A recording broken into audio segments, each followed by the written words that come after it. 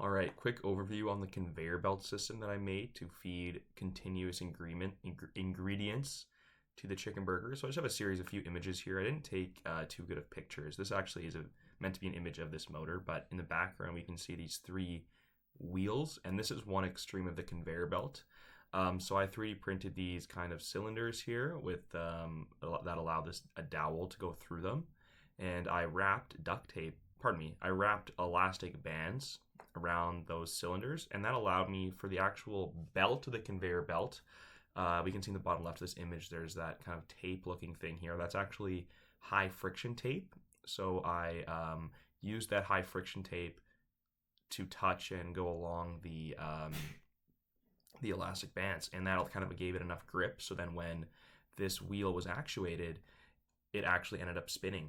One significant issue with this design, and I'll just actually flip over to this video here. You can see this white thing. This is the top of the high friction tape, and then the bottom there, the black, that's the actual roughness. And you can see it kind of, if you're following my mouse pointer, you can kind of see it touching along the elastic bands there.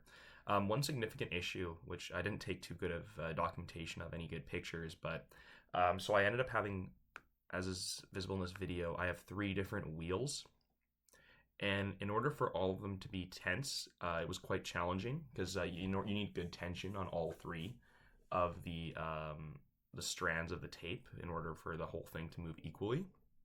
But as I would tighten one, because it would pull in the dowel, because the dowel was quite weak, the wooden dowel in the middle, and was there's a lot of deflection as I put forces on it, particularly the middle one. So I would tighten the middle one, and then the other 2 would become loose. And then I tighten those, and then the middle one becomes loose.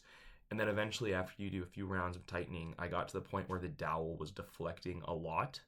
And not only was that messing a little bit with the dynamics, but also eventually it could have snapped. So yeah, definitely it was quite challenging to put together this conveyor belt. But it worked well enough. But yeah, definitely need some sort of metal dowel for the future. And then also to show off here, so this was, the technical term is jank, because this was on the last day of the project. I just threw together this conveyor belt. I just duct taped a motor.